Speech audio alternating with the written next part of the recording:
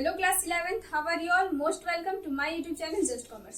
सो आज के क्लास में हम सभी जो टॉपिक को समझने वाले that topic is very important. Okay, ये टॉपिक हमारा बहुत ही इंपॉर्टेंट है एंड यस ये थ्योरिकल से ज्यादा प्रैक्टिकल चैप्टर है, बट पहले हम सभी इसका बहुत ही अच्छे तरीके से थ्योरी को समझेंगे। ओके, तो यस आज जो हमारा चैप्टर है दैट इज डेप्रिसिएशन। तो आज की क्लास में हम डेप्रिसिएशन को समझने वाले हैं। Okay, so let's get started without wasting any time. तो सबसे पहला सवाल जो आपका यहाँ पे होता है वो होता है कि डेप्रिसिएशन होता क्या है, what is depreciation actually. Okay, so तो आपकी जानकारी के लिए सबसे पहले एकदम इसका सटीक एंड सिंपल पहले हम समझ लेते हैं इसका डेफिनेशन, उसके बाद हम इसे अपने लैंग्वेज में बहुत ही अच्छे से समझेंगे। ओके, सो तो डेप्रिसिएशन क्या है? तो डेप्रिसिएशन मीन्स रिडक्शन और loss in the value of fixed assets. Okay, depreciation मतलब क्या है? रिडक्शन या लॉस जो कि फिक्स्ड एसेट्स का वैल्यू में हो जाता है। एंड ये किस कारण से होता है?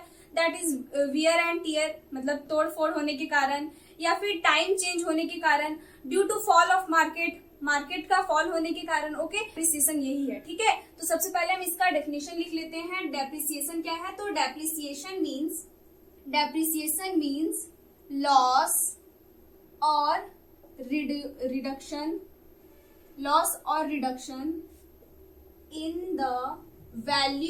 इन द वैल्यू ऑफ किसका? फिक्स्ड एसेट्स का कीमत में जो कमी आता है या जो लॉस होता है that is called depreciation in the value of fixed assets due to wear and tear, मतलब टूट फूट होने के कारण। Okay, wear and tear. So depreciation का मतलब क्या है? तो डेप्रिसिएशन मीन्स लॉस और reduction in the value of fixed assets का कीमत में जो लॉस होता है या जो उनका कीमत कम हो जाता है that is called depreciation. And depreciation क्यों चार्ज होता है? तो due to wear and tear, टूट फूट होने के कारण, इफ्लूजन ऑफ टाइम, समय का बदलाव होने के कारण, ठीक है, समय का परिवर्तन होने के कारण, ऑब्सेस मतलब पुराना पड़ जाने के कारण, या फिर मार्केट फॉल होने के कारण। ठीक है, जैसे कि अभी अगर किसी चीज का डिमांड बहुत ज्यादा है तो ये जरूरी नहीं कि 5 से 10 साल बाद भी उसका डिमांड बहुत ज्यादा हो। Okay, that is why depreciation charge होता है। फॉर एग्जाम्पल, आपने फोन परचेज किया, ठीक है, you purchase a phone that is ₹30,000 का आपने फोन परचेज किया है। ठीक है, एंड 4 इयर्स के बाद, after 4 years you want to sell your phone. आप ये जो ₹30,000 में जो फोन आप परचेज किए हैं आप इसे सेल करना चाहते हो, तो आप इसे सेल करोगे तो आपका ये जो कीमत है वो ₹5,000 में आपका फोन सेल होगा या नहीं? ये बोलो, क्या अभी आपने ₹30,000 में जो फोन परचेज किया है दैट फोन आपका 4 साल बाद भी 30,000 का ही बिकने वाला है क्या?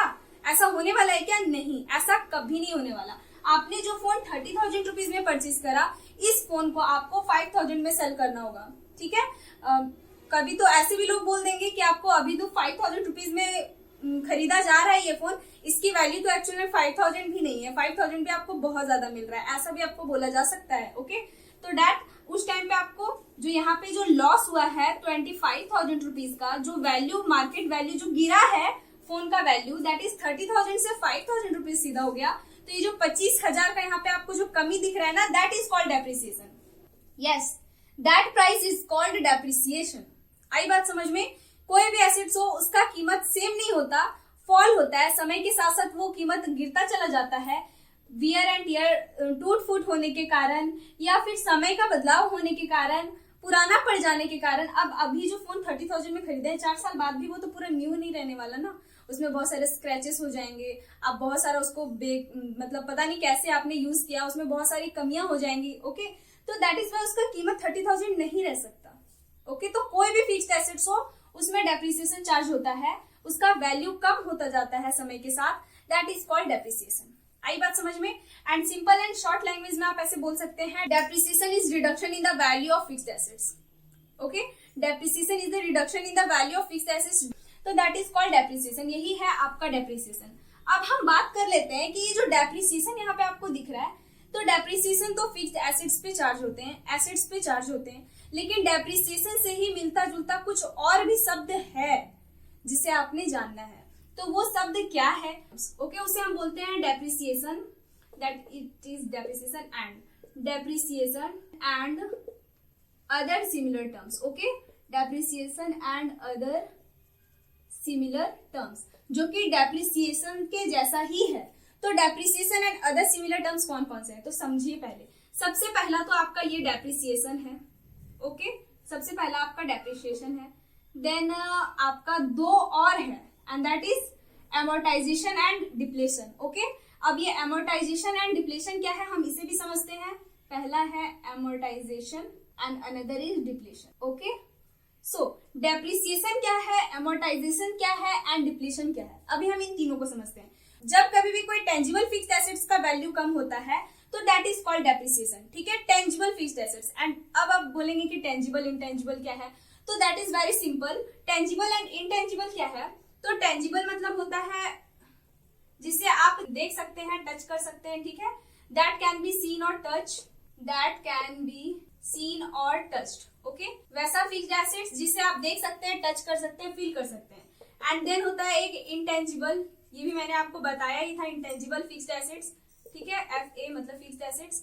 ये जो है वो that can not be seen और टच्ड, ऐसे फिक्स्ड एसेट्स जिसे आप देख नहीं सकते, छू नहीं सकते, बट यस उनका मनी वैल्यू है, वो एग्जिस्ट करते हैं। ओके, सो यहाँ पे डेप्रिसिएशन मतलब क्या है कि जब कभी भी टेंजिबल फिक्स्ड एसेट्स का वैल्यू कम हो तो उसे डेप्रिसिएशन बोलते हैं। जैसे कि फोन एक टेंजिबल फिक्स्ड एसेट्स है, ऐसा एसेट्स है जो देख सकते हैं हम, जिसे टच कर सकते हैं, तो उसका वैल्यू में अगर कम हुआ तो that is depreciation.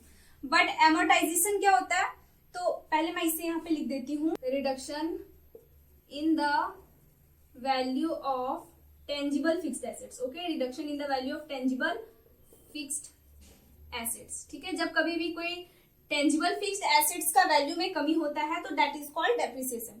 All kind of fixed assets but except land, land को छोड़ के, लैंड में डेप्रिसिएशन नहीं, एप्रिसिएशन लगता है, कीमत जो है बढ़ जाता है लैंड का। ठीक है, ये आपको भी पता होना चाहिए। Reduction in the value of tangible fixed assets is depreciation, यही होता है डेप्रिसिएशन।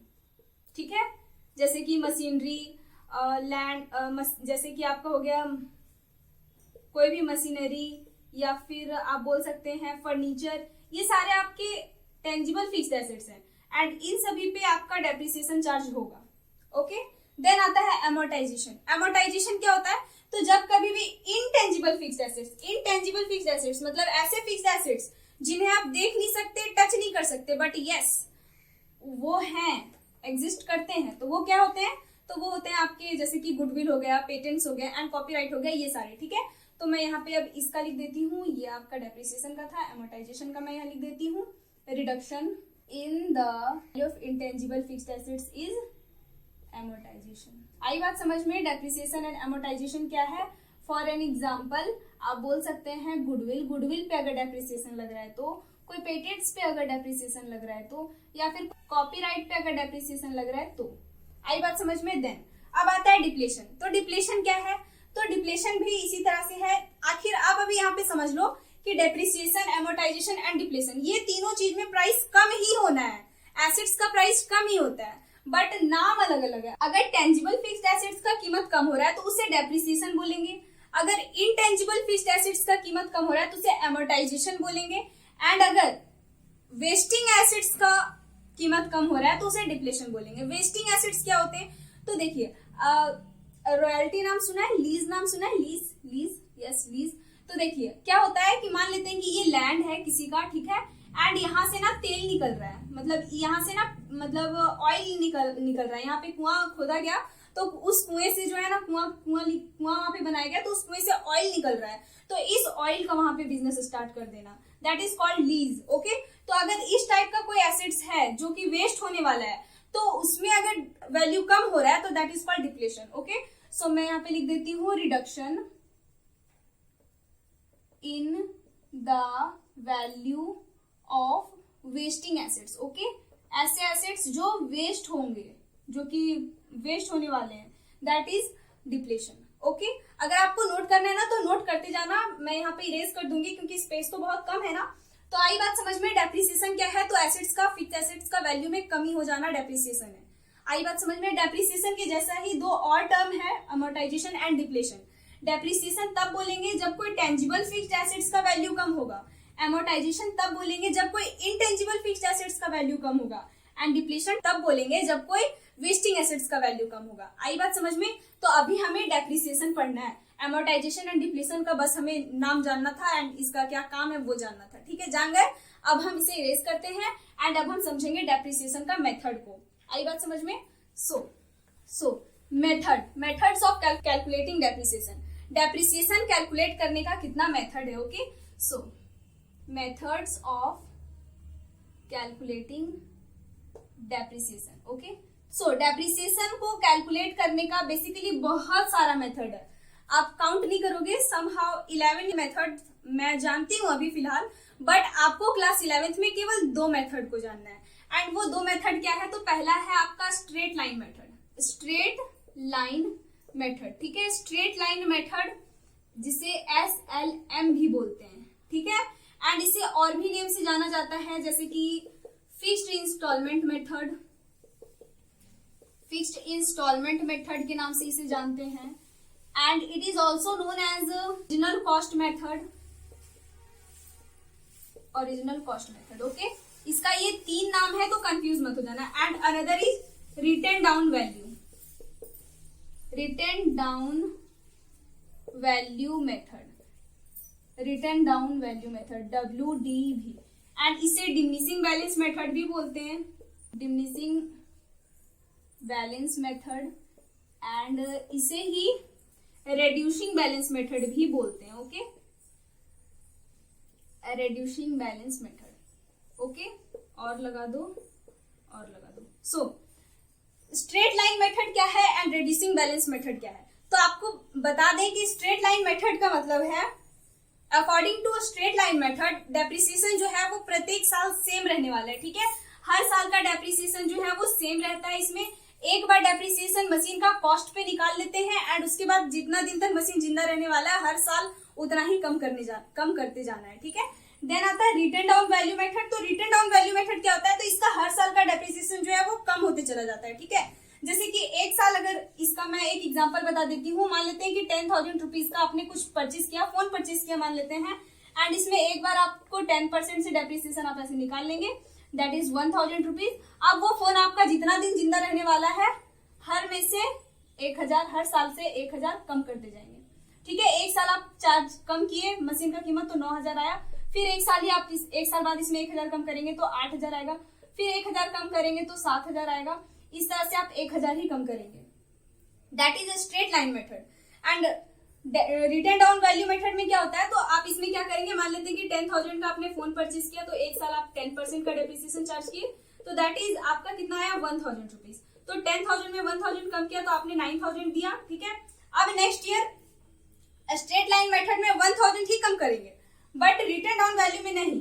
रिटन डाउन वैल्यू में आपको ये 9,000 जो बच गया है, जो रेड्यूसिंग बैलेंस बच गया है, रिटन डाउन वैल्यू जो बच गया ना उस पे निकालना होगा, तो 900। अब इसमें 900 आप कम करेंगे तो 8,100। अब इसका 8,100 का आपको कम करना होगा, दैट इज 810। इस तरीके से आपका ये प्राइस जो है डेप्रिसिएशन का वो कम होते जाएगा। देखिए, पहला ईयर में 1,000 था, फिर 900, फिर 810 एंड फिर जो बैलेंस आएगा उस पे फिर डेप्रिसिएशन आपको निकालना होगा। समझे आप? आई बात समझ में कि स्ट्रेट लाइन मेथड में क्या होता है कि हर साल का डेप्रिसिएशन सेम रहेगा, जबकि रिटन डाउन वैल्यू में हर साल का डेप्रिसिएशन जो है वो कम होते जाएगा। इसमें हम एक ही फिक्स्ड इंस्टॉलमेंट मेथड इसे इसलिए कहते हैं एंड इसे ओरिजिनल कॉस्ट भी इसीलिए कहते हैं क्योंकि ये एकदम कॉस्ट पे ही इसका एक बार डेप्रिसिएशन चार्ज होता है। एंड इसे रिटन डाउन वैल्यू कहते हैं, इसका मतलब इसका जो रिटर्न वैल्यू बच जाता है CD बैलेंस उस पर फिर डेप्रिसिएशन चार्ज होता है। आई बात समझ में? तो इसे भी नोट करना है तो कर लो, ये अभी आपका कंप्लीट नॉलेज नहीं है straight line method and written down value method का। इसे हम नेक्स्ट लेक्चर में बहुत ही अच्छे से डीपली समझेंगे, वो स्पेशल हमारा क्लास होगा methods of calculating depreciation. Okay, तो अभी हम और भी सारे जो हमारे टॉपिक्स हैं उन्हें हम पहले डिस्कस कर लेते हैं। चलिए, तो अब हम सभी कुछ written down value method and straight line method के बीच में डिफरेंसेस को समझते हैं। Okay, let's talk about some differences of SLM and WDV। Okay, इधर हम SLM का बात करेंगे एंड इधर WDV का बात करेंगे। SLM मतलब straight line method. Okay, straight line method, whereas WDV मतलब written down value method. Okay, written down value method. सबसे पहला जो है वो क्या है, तो सबसे पहला हम इधर बेस लिख लेते हैं, ठीक है, बेस। तो सबसे पहला फर्स्ट नंबर हम समझते हैं amount. Okay, so straight line method में डेप्रिसिएशन का अमाउंट क्या होता है, तो स्ट्रेट लाइन मेथड में हर साल का डेप्रिसिएशन का अमाउंट सेम होगा, जबकि रिटन डाउन वैल्यू में सेम नहीं होगा, हर साल डिक्रीज होते चला जाएगा। ठीक है, तो आप यहाँ पे लिख सकते हैं the amount of depreciation, the amount of depreciation is depreciation will be same every year. Okay, and इधर आप लिख दीजिए the amount of depreciation goes on decreasing every year. Okay, मतलब हर साल जो है इसका डेप्रिसिएशन का वैल्यू जो है वो कम हो जाता है। ओके, ये आपका पहला डिफरेंस आप बोल सकते हैं। देन आप बोल सकते हैं कैलकुलेशन। कैलकुलेशन क्या, इसमें जो है स्ट्रेट लाइन मेथड में डेप्रिसिएशन जो है वो ओरिजिनल कॉस्ट पे कैलकुलेट करते हैं, जबकि रिटन डाउन वैल्यू में रिटन डाउन वैल्यू पे कैलकुलेट करते हैं। ओके, सो आप यहाँ पे लिख सकते हैं depreciation is calculated on original cost. Okay, original cost of assets, assets का जो है वो ओरिजिनल कॉस्ट पे डेप्रिसिएशन चार्ज होता है, जबकि रिटन डाउन वैल्यू में रिटन डाउन वैल्यू पे चार्ज होता है। तो आप इधर लिख दो depreciation is calculated on written down value. ठीक है, या रेड्यूस्ड वैल्यू भी आप बोल सकते हैं, जो कम करके जो वैल्यू आता है उस पे। ठीक है, रेड्यूस्ड वैल्यू ऑफ एसेट्स। आई बात समझ में? देन आप थर्ड नंबर आप बोल सकते हैं जीरो लेवल। जीरो लेवल आप कैसे जीरो लेवल मैंने क्यों लिखा जीरो लेवल, तो देखिए अगर रिटन स्ट्रेट लाइन मेथड से डेप्रिसिएशन चार्ज हो रहा है तो कभी ऐसा हो सकता है कि हमेशा, जैसे कि 10,000 रुपीज का भी मैंने एग्जांपल दिया कि आपने फोन परचेज किया, तो हर साल आपका 1,000 कम होते जा रहा है, तो 10 साल बाद उसका वैल्यू जो है वो जीरो हो जाएगा। बट डिक्रीजिंग वैल्यू मेथड में आपका डेप्रिसिएशन जो है कभी जीरो नहीं होता है। ठीक है, डेप्रिसिएशन आपका इस वैल्यू, इसमें से आपका डेप्रिसिएशन हमेशा कभी ना कभी तो कुछ ना कुछ स्क्रैप वैल्यू इसमें बच ही जाता है। ठीक है, हमारे 1 रुपया भी बचना है बट बच ही जाता है स्क्रैप वैल्यू। सो इसमें आप लिख सकते हैं कि at the end of working life of assets the book value of assets is reduced to zero. ठीक है, at the end of the working life खत्म होने के बाद, at the end of the working life of the asset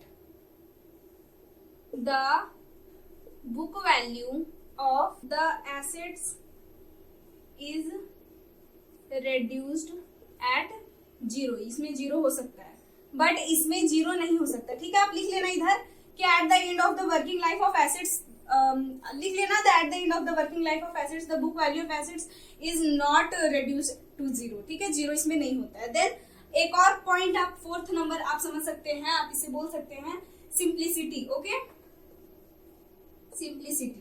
तो सबसे पहले बताओ कि स्ट्रेट लाइन मेथड ज्यादा सिंपल है या रिटन डाउन वैल्यू मेथड ज्यादा सिंपल है। अगर आपको कैलकुलेट करने दिया जाए दोनों मेथड से तो आपको कौन सा ज्यादा बेटर लगेगा? मुझे तो स्ट्रेट लाइन मेथड अच्छा लगता है। क्यों? क्योंकि एक बार इसमें हम डेप्रिसिएशन निकाल लेते हैं, उसके बाद कम करते जाओ। ठीक है, इसमें कोई प्रॉब्लम ही नहीं है। But written down value method थोड़ा प्रॉब्लम करता है, कम करो फिर जो आएगा कीमत फिर उसका डेप्रिसिएशन निकालो, फिर कम करो फिर उसके बाद निकालते जाओ, कम करते जाओ, निकालते जाओ, करते जाओ, ऐसा होता है इसमें। ठीक है, तो आप बोल सकते हैं कि written down value method, this method is very simple. आप लिख दो this method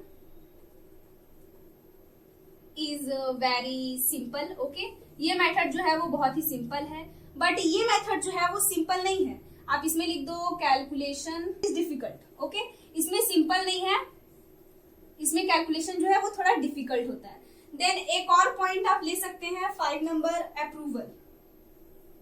approval by income tax authority. So अभी यहाँ पे स्पेस खत्म हो गया, इसलिए मैं आपको बोल के बता देती हूँ। तो स्ट्रेट लाइन मेथड जो है ना वो टैक्स अथॉरिटीज के द्वारा अप्रूव्ड नहीं है। ओके, तो आप यहाँ पे लिख सकते हैं straight line method is not approved by income tax authorities but written down value method is approved by tax authorities. ये मेथड जो है वो टैक्स अथॉरिटीज के द्वारा अप्रूव्ड है। ओके, इतने सारे आपके डिफरेंसेस हो सकते हैं। तो and one more thing, suitability के बारे में बात कर लेते हैं। तो स्ट्रेट लाइन मेथड जो है वो किसके लिए सुटेबल है and written down value method जो है वो किसके लिए सुटेबल है।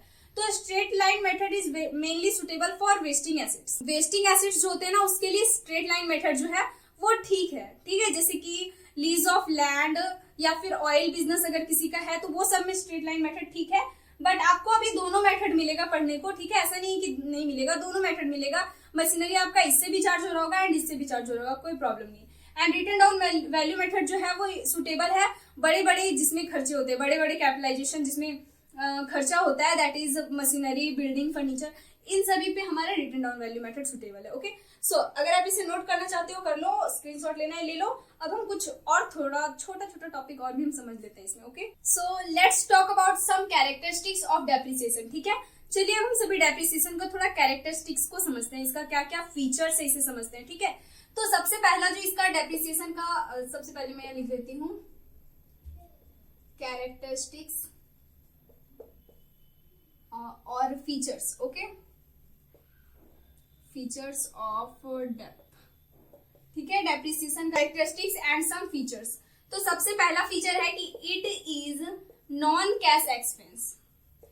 ये एक्सपेंस तो है, डेप्रिसिएशन एक्सपेंस तो है, इससे लॉस तो होता है, घाटा तो होता है, but it is non cash expense. Non cash expense क्या होते हैं? तो ऐसे एक्सपेंस जो मनी में ना हो, ठीक है, इसमें कोई भी कैश आउटफ्लो नहीं होता, कैश कोई भी यहाँ से हमारा जा नहीं रहा हमारे पास से, बट फिर भी कम हो रहा है आपके पास से, कुछ ना कुछ to कम हो रहा है। ठीक है, तो आप इसमें लिख सकते हो it is non cash expense and it does not involve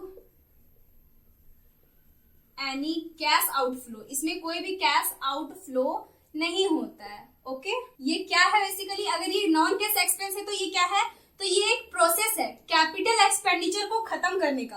capital expenditure क्या होता है? ऐसे एक्सपेंडिचर जिसे एक बार हम बहुत बड़ा अमाउंट एक्सपेंस कर देते हैं एंड इसका बेनिफिट जो है वो बहुत लंबे टाइम तक मिलता है। तो उस लंबे टाइम पे होने वाले बेनिफिट को कम करने के लिए जो प्रोसेस है दैट इज कॉल्ड डेप्रिसिएशन। ठीक है, तो आप यहाँ पे लिख सकते हैं it is process of writing of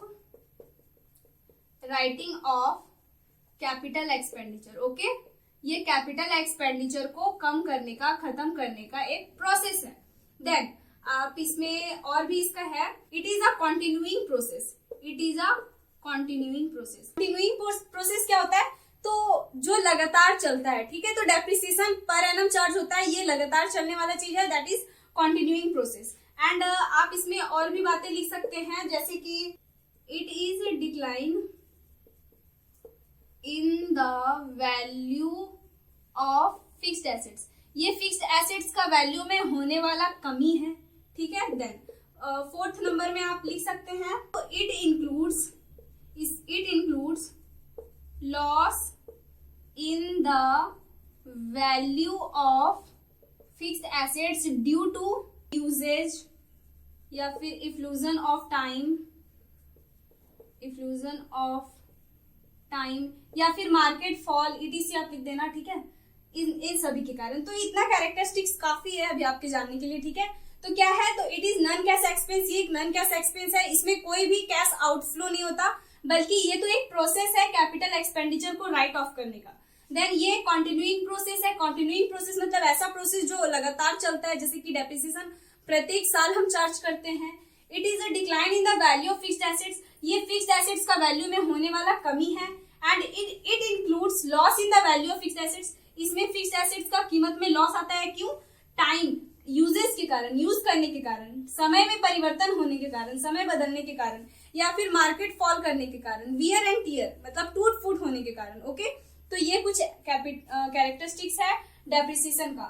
ठीक है, अब हम समझ लेते हैं कि डेप्रिसिएशन को चार्ज क्यों करते हैं। ठीक है, some causes of depreciation, charge करने का क्या क्या कारण है। ठीक है, so here are some causes of depreciation. इसे अलग से बताने का तो कोई जरूरत है नहीं, क्योंकि इसे हमने अभी जो मतलब डिफिनेशन समझा डेप्रिसिएशन का, उसी में तो लिखा हुआ था वियर एंड टियर होने के कारण, टूट फूट होने के कारण डेप्रिसिएशन चार्ज होता है due to passage of time.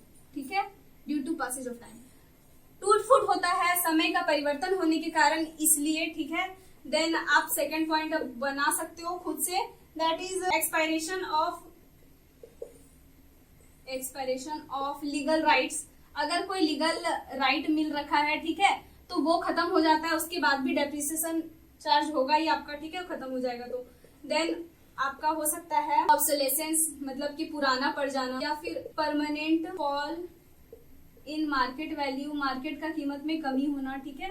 या फिर आप बोल सकते हैं एबनॉर्मल कोई भी फैक्टर हो सकता है, जैसे कि अगर एक्सीडेंट वगैरह हो गया, ठीक है, जैसे कि आप बोल सकते हैं लॉस ड्यू टू फायर के कारण, आग लगने के कारण, ठीक है। अगर जल गया है आपका फोन आधा, तो उसे कौन परचेस करेगा, वैसे ही कीमत देगा जैसा वो फोन आपका बचा होगा, ठीक है। Due to loss on fire, कोई अर्थक्वेक आ गया, ठीक है, कोई बाढ़ आ गया, ठीक है। जैसे कि अगर फोन है आपका और पानी में चला गया, तब तो उसका कीमत पूरा खत्म ही हो जाता है, समझो तो 1000 में भी कोई ले ले तो बहुत बड़ी बात है। Okay, so that these are some causes of depreciation. तो यहीं पे हमारा डेप्रिसिएशन का सारा बेसिक को हमने समझ लिया। रह गया हमारा written down value method and straight line method. तो नेक्स्ट क्लास में हम इसी पे चर्चा करने वाले हैं। तो आज का क्लास हमारा बहुत ही बेसिक क्लास था, ठीक है। आई होप कि आपको बेसिक एटलीस्ट समझ में आ गया। And yes, one more thing, depreciation किस में लिखा हुआ है, तो अकाउंटिंग स्टैंडर्ड 6 में। डेप्रिसिएशन के बारे में अकाउंटिंग स्टैंडर्ड 6 में हमारा लिखा गया है। ओके, आई बात समझ में। मिलते हैं नेक्स्ट क्लास में SLM एंड WDV के साथ। तब तक के लिए bye bye and take care and thank you for supporting me. Love you all, bye bye.